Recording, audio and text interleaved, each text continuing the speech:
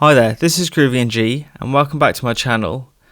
Today we're doing another video on Renoise and we're going to do a deeper dive into Amen breaks. We're going to focus today on using effects, sample commands, instrument commands and other sort of effects. I'm going to show you all the kind of tips and tricks I know to enhance these breaks.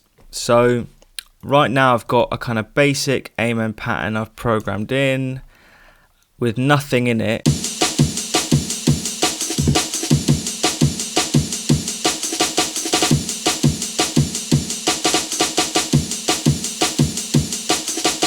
We're going to go into this and we're going to use as many sample commands as we can to enhance it and make it better, really. Just make it sound cooler and do what trackers are made for, which is all the cool pitch up, pitch down, reversing, backwards, whatever, retriggering. So let's get right into it. To start with, we're going to do a retrigger effect. So let's come somewhere down here. You see these are kind of phrases and this is the end of my second phrase where I kind of want to add a little bit of interest towards the end of the bar, and so retriggering is great for this. So if I put in R, yes, I should just mention now I've got this sample command cheat sheet. I will put it in the comments at the bottom here, but I really recommend you download that and at least have it on your computer to have a look at, which will really help you understand as I go through and explain what all these commands are doing. When you retrigger in Renoise, you go into this effects column and you're pressing R to tell Renoise to retrigger this note, and then the first note is the volume interval. So I'm generally just going at 8 here. 8 is just the same volume for all the retriggered notes, and then as you go down from 8 down it will get quieter, and if you go higher then it will trigger the second note higher than the first note. So what that basically means is Renoise is going to play this first note here and then it's going to re-trigger it, and this is telling you how loud the re-triggered note is going to be. The second number here is going to tell us the interval that Renoise is going to play that second note at. So if I put a 6 here for an example, I know at 4 lines per bar that this 6 is going to re-trigger this first note. It's going to play another note the same as this one, a 30-second note later. So what you'll hear, if I make it more obvious by putting some more re-trigger 8, 6, 6. So that's the kind of standard 30-second note roll. So I'll usually go R8 and then I know 6 is the 30-second note. I think 5 is like a dotted, still sounds good though, it's just a little bit faster than a 30-second note. And then R4 is a 30-second note triplet, or it might even be a 64th note if you listen to it there. So that's a bit rowdy, but you can kind of like go 6 to 4. So that's cool. So retrigger, yeah, I'm generally going R8 and then kind of 7, 6, 5, 4, and that's how I'm usually using it. So one more thing I quite want to show you is that 8C is going to re-trigger this note as a 16th note. So this might help make it all make sense. When I have this re-trigger here, it's going to play this first note, and then on this line it's going to re-trigger it, and so that is just re-triggering this note, which is a 16th note on the line, as a 16th note. So if I delete these, alright, see, and I actually just put this note in,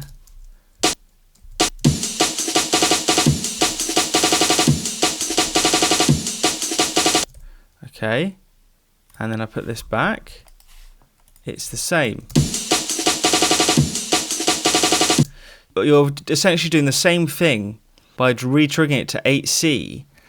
You're playing it at the kind of standard volume, and then the C is telling it to do a 16th note, and 6 is telling it to do a 30-second note, and so all of the numbers in between that are gonna do different values of triplets and dotted notes and things like that.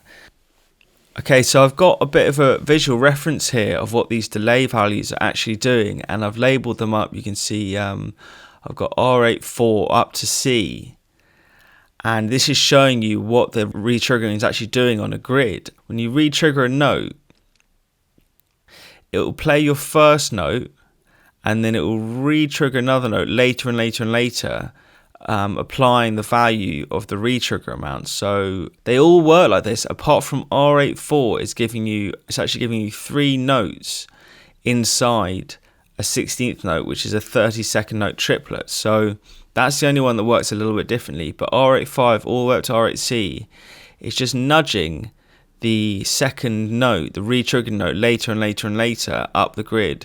So that's how it looks there, and that might help you understand what it's actually doing when you re-trigger in Renoise. Okay, so we've had a look at retrigger. I'm now going to show you how the reverse effects works. Now, B00 is going to make the note go backwards, and B01 is going to make it go forwards. So how this works is this note is going to play. It plays the note forwards, then it hits the B note and it goes backwards. Now if I show you in the sampler, you're going to see it. You see it reversed there. So it goes forwards, backwards. And then I could make it go forwards again here. And it's going to go forwards, backwards, forwards. And I almost want to have this maybe like here. And then we could get a cooler one if it went forwards, backwards, backwards, maybe like this. Maybe this one. Okay, so as I explained before, when you have the sample playing forwards and then you hit the reverse backwards sample command, it's going to play the sample forwards and then hit this and play it backwards.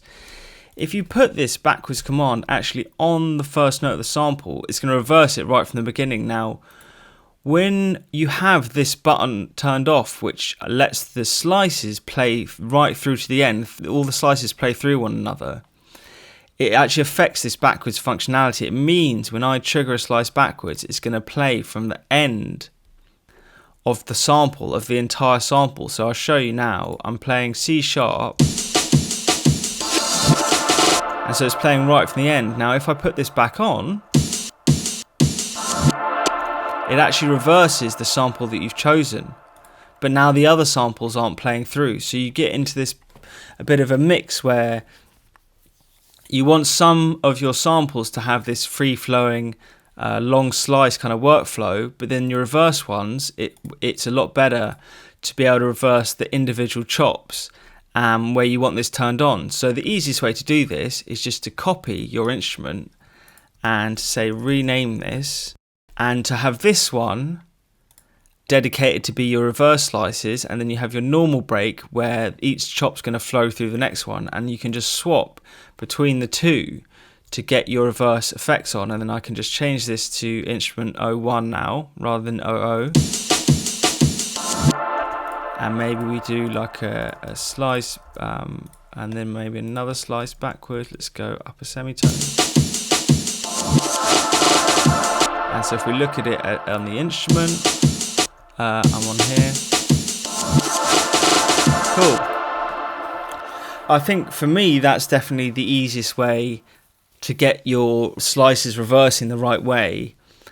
If you want to do reverse slices right from the beginning, that's the workflow I use. There is one other method I'll quickly show you without trying to over confuse the issue, because it is quite simple. Is you can use the slice tool as well as the reverse tool, and I can tell it if I trigger from instrument 00, if I trigger the top note of the hierarchy, which is C4, if I trigger C4 here, and then I can actually choose the slice that I want to reverse. So if I choose, say, slice 2, it's going to play from the reverse of slice 2. So, or if I play number 3, it's going to play 3 backwards.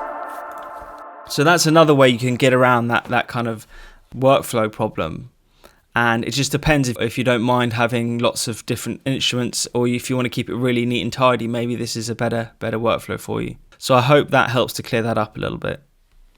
Okay, so another one I do, this is a bit of a trick that I use a lot, is at the end of this bar. So if I put in some of the pads and stuff, can come back in. Let's control click that.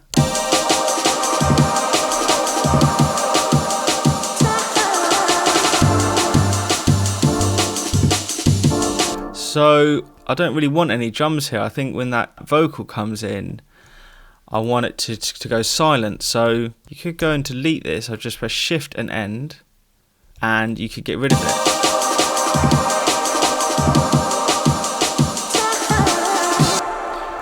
What I've got to do is cut it and then send a note off command to stop the break rolling.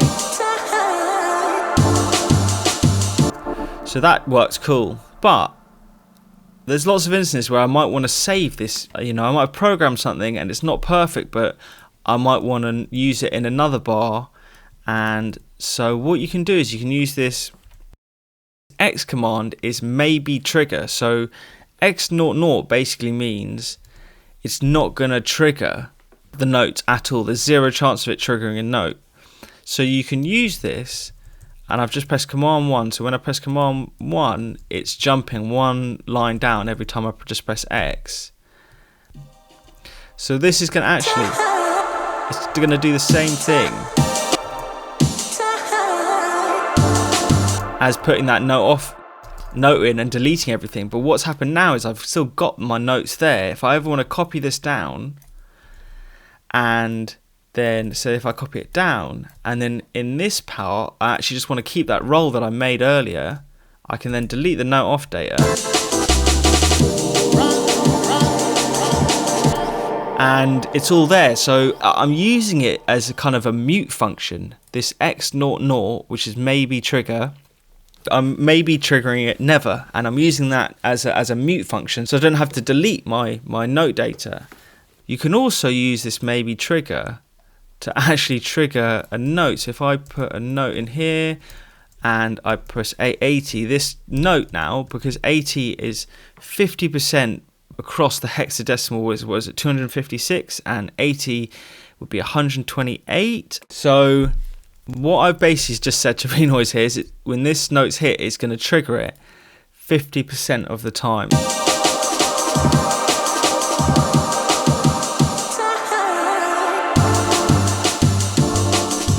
Cool. Okay, so now we're going to go into some of the pitch effects. We've got the standard pitch effects, which you can use, which is D. So D is going to pitch it down.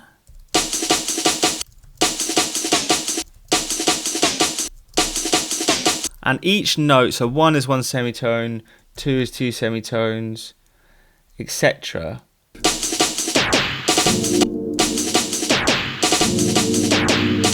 So that's going 16 semitones down. If I was going to want to go 12, I would go 9. I would go 9 ABC. So that's kind of cool. Maybe we go up here. 1 semitone, 2, 3, 4, 5 semitones. Or maybe up and then down 5.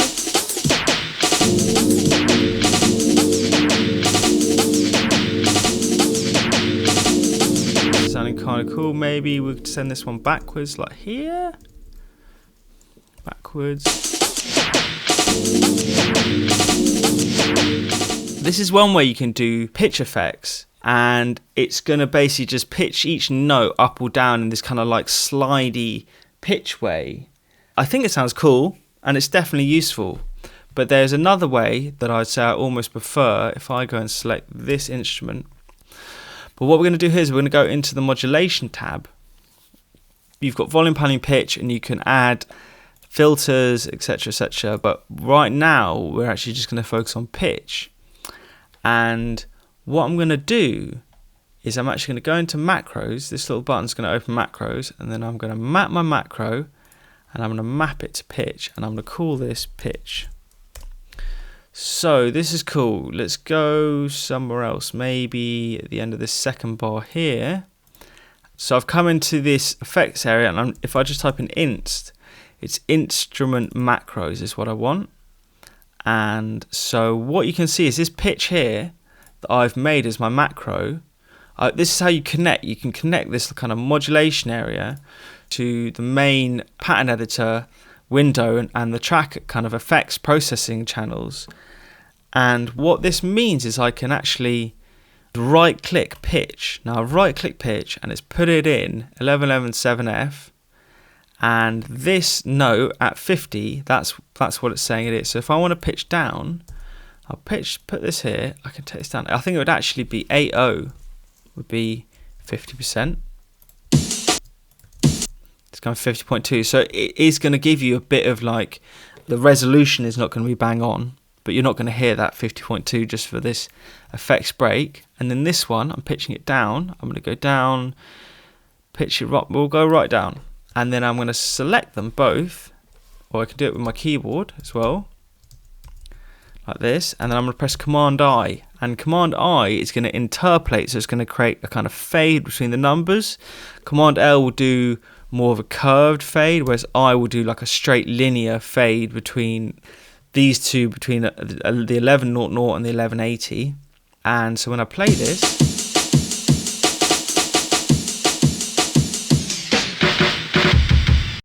the problem here a little bit, because it's trying to play through but it's not being re-triggered enough. So what I've almost got to do here is come into my individual sliced amen. Yeah.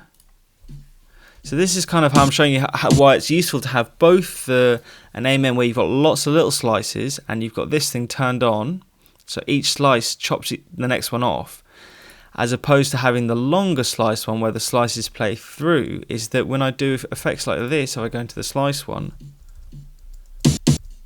so let's do it, where's that snare?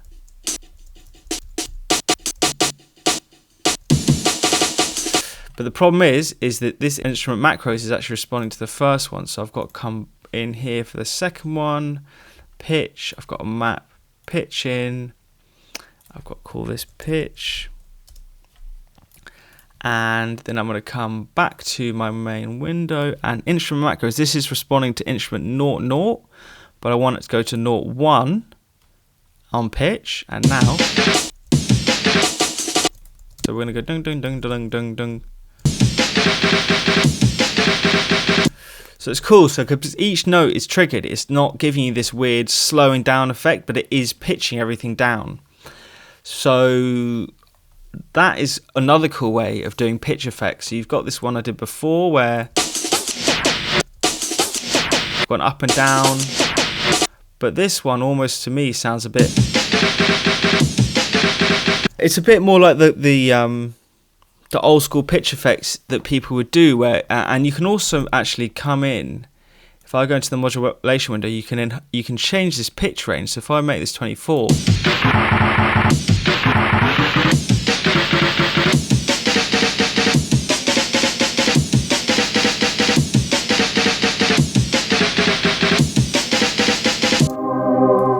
okay, so I do have a time stretching method for Renoise, which I'm definitely going to make a video about, but just for this video, for beginners, I think are much more practical, and actually it's probably easier and better than doing these crazy old school kind of time stretching, is to just get this plugin called Hotkeys, and I'll put a link in the description. Amen breaks, you use them all the time. Why not just spend 5 minutes to time stretch and create all these cool stretch variations of the amen, of the different chops, put them in a folder, and then you've got all the crazy cool old school stretching amen kind of sounds that you would look for, all there and ready to go. So I've created a folder on my Mac and I'm just going to save all the different chops of the amen into it. Okay, so what you got to do is you go to this chopped slice break and you hold Command double click. So now I've selected this kick. I might actually select this kick and this ride symbol there. So I've selected the first two slices and I'm just going to copy them, go to a new track, paste them in, save sample and amen 1, and we're just going to copy this just for my life easier. And then I want this snare definitely, and say sample amen 2, and maybe we'll just get another little, maybe this shuffle bit, and say sample amen 3, and this snare here will be cool. Okay, so so now I'm going to go stretched and I'm going to load up Hotkeys, and I'm just going to shut this in, and we're going to start stretching. Cool, save, and just creating loads of variations now. Cool. Okay, so basically what I've done is I have gone in Hotkeys, I've taken the 4, kind of the kick, the snare, and a bit of the shuffle of the amen, and I've done loads of variations of a stretched amen. It's taken me about, you can see it's taking me 4 or 5 minutes to do. And what this is going to mean now is I've got all of these amens, so I can create a new instrument in Renoise, and I can just drag the whole lot into this instrument window. And let's go, it's going from C3.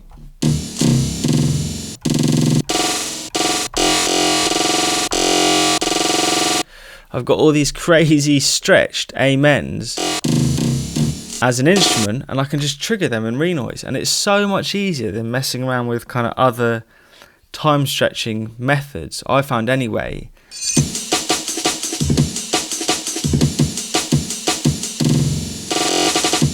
Cool. And it's just easy. It's just, you know, you can just program that straight in, and as soon as you've made that amen, you know, I've got 21 items here, but if you made it with like 50 and you really went and got kind of everything you could out of Hotkeys for the amen, you've basically got that, and you can just save this away. I've got this now. I will go instruments, drums. So I've got my instrument selected, and I'm saving it here. Cool. So that's now saved away, and I can, whenever I'm in a project and I want some stretched amens, I can pull this back.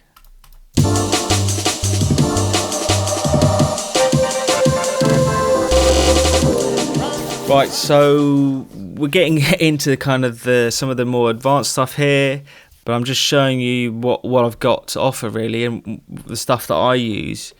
Yeah, it's hopefully this is going to be useful for beginners and more advanced people. I know I try and make it as beginner friendly as possible, which might be a bit annoying for some of the advanced people because I'm always talking about the simple stuff, but it's what it is, you know. Anyway, let's get into gating. So you've got a few methods of gating.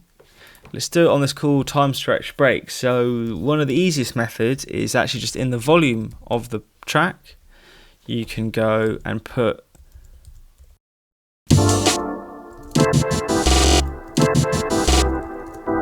so look at this. You can actually just tell the volume to go. So this is going 80, it's going to nothing, it's going back to 80 again, and so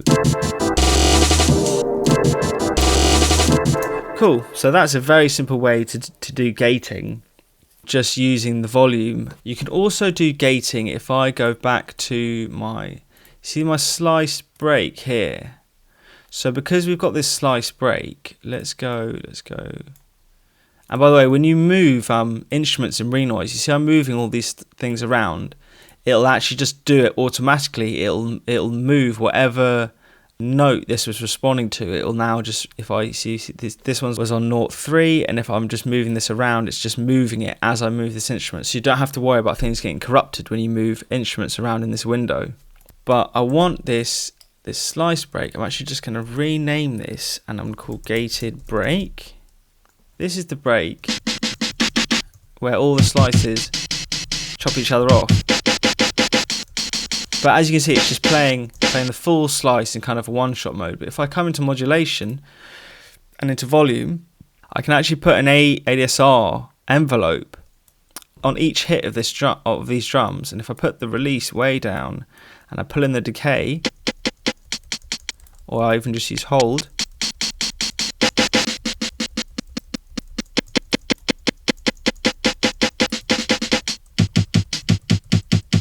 and so you've got these little short stabby hits now. So I've got my long break that plays through. I've got my standard individual slice break, which I used earlier. I've now got a gated break. I've also got the time stretch break. So I'm just creating lots of different instruments to use to kind of enhance the standard amen.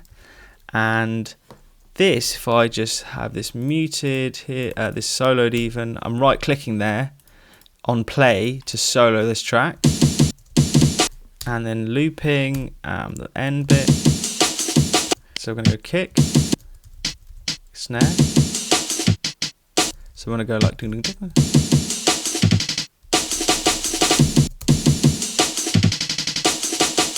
That was cool, but I almost felt like it wanted a pitch fade as well, interestingly.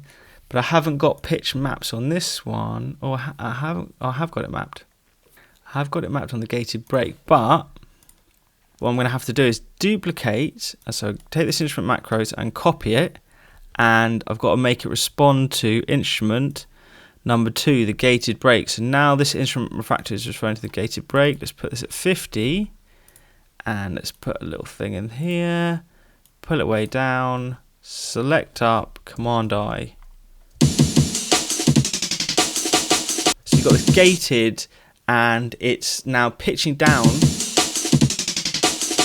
And I could also do something kind of cool, like I've got this, you see this gated amount, this decay.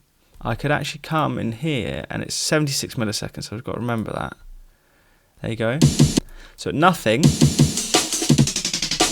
it's cool, but so we can have now, we've got this gate at nothing, and so we can have the gate get bigger as the amen is playing through this slice. So if we select this again, I'm holding Alt and Shift, and I'm just pressing the down key and then Command I. Maybe to do one more thing while I'm here is to go in this, let's do a low pass filter, and let's map this to the filter cutoff. Okay. That's kind of cool to me there. Or we go down. So in here again, I reckon we go from the top and we go down to something like this. And we're just going to have this too much. So let's put that back up and then Command I again.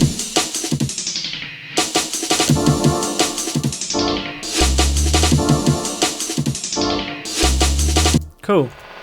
Okay, so one last thing I want to talk about just within this video is using track effects. So we've done these instrument macros, but let's go on to this effect and let's just do something like delay.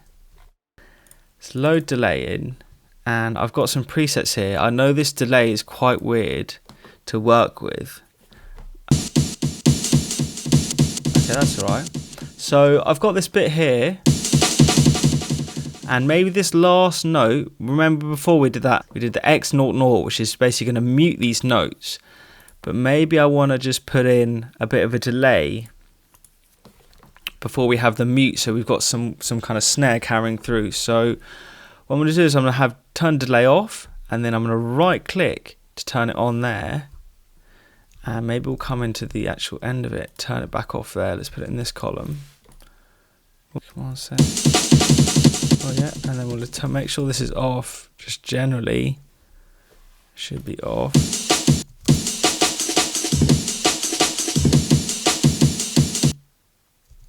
Oh, see, because I've said I've killed the note, it's actually just killing the delay. What I'm going to have to do is duplicate this track. Put this on. This is another way you can do it, and just have this off.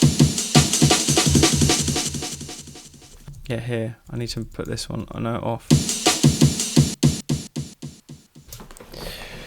So you can start to add all kinds of effects like filters, and maybe we have this from the start of this. Let's have this as a low pass, and this one. So the filter comes on here, and then the filter amount, and then we go down to where it turns off, and we're going to put that right down to like there, and then Shift Home Alt Command I.